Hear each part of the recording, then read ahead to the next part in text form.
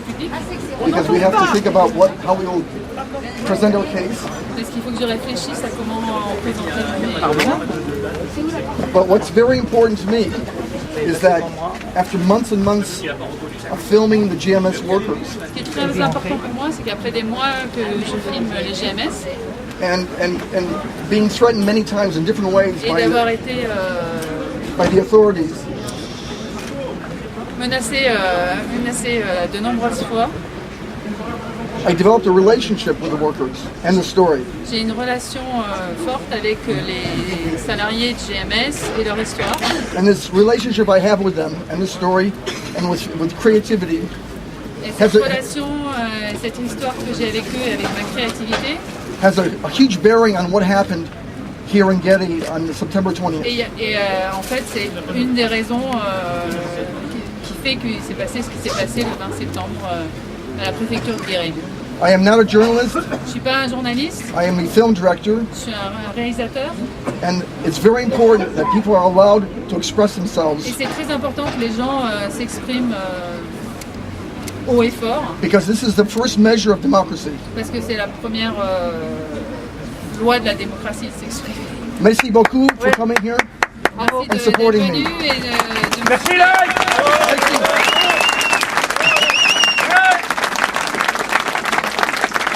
J'adore. Thank you. C'est donc dans le bureau d'un substitut du procureur de la République, d'un procureur adjoint, qui a proposé à Alec de reconnaître sa culpabilité, qui lui a même indiqué qu'il avait reconnu sa culpabilité pendant l'enquête de gendarmerie, ce qui est inexact de mon point de vue, et qui lui a demandé de se reconnaître coupable de l'infraction de rébellion. Rébellion, c'est résister avec violence à un fonctionnaire dépositaire de l'autorité publique, pour être précis. Ce qui est bizarre d'ailleurs, parce que au départ, on le poursuit pour violence, et ensuite on abandonne les violences, mais on dit quand même qu'il a résisté avec violence. Bon, ça va faire un débat juridique intéressant. Alors, en tout cas, s'il a lieu, moi je ne souhaite pas qu'il ait lieu, pour être franc, et Alec non plus. Donc à l'issue de ça, il a été indiqué à Alec qu'il allait recevoir une convocation pour une autre audience. Ce que je disais tout à l'heure, c'est qu'habituellement, dans ce tribunal, lorsque quelqu'un refuse une procédure de reconnaissance préalable de culpabilité, on lui remet immédiatement une convocation pour une autre audience. Ça n'a pas été le cas. Et peut-être est-ce parce que le parquet ne souhaitait pas qu'on vous communique une date d'audience dès aujourd'hui. Bon, pour le moment, tant qu'une procédure n'est pas officiellement engagée par l'envoi d'une citation devant le tribunal Alec, on peut encore espérer que le procureur de la République, monsieur le procureur de la République de Guéret, saura raison garder, considérera soit que l'infraction n'est pas constituée, soit qu'au regard du contexte de la situation particulière de cette affaire, les poursuites ne s'imposent pas. Maintenant, moi, vraiment, je l'espère.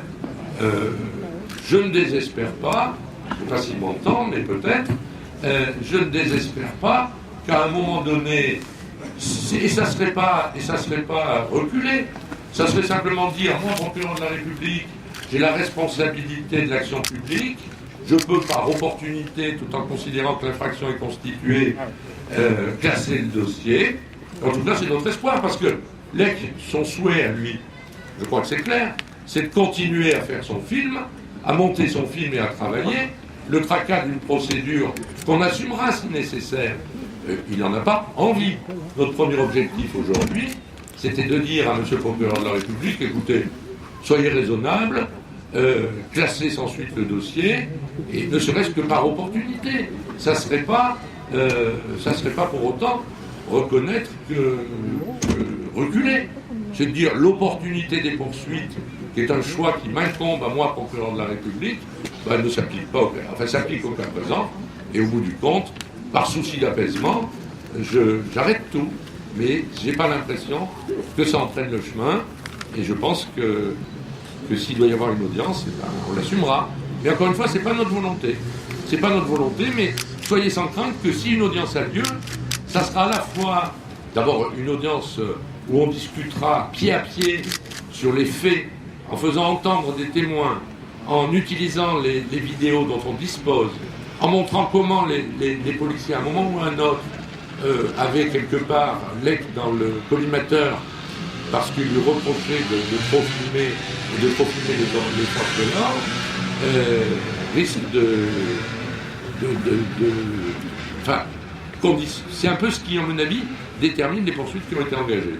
À un moment donné, l'ex, c'est celui qui dérange, il est tout le temps là, et puis les images dérangent, donc il faut un exemple.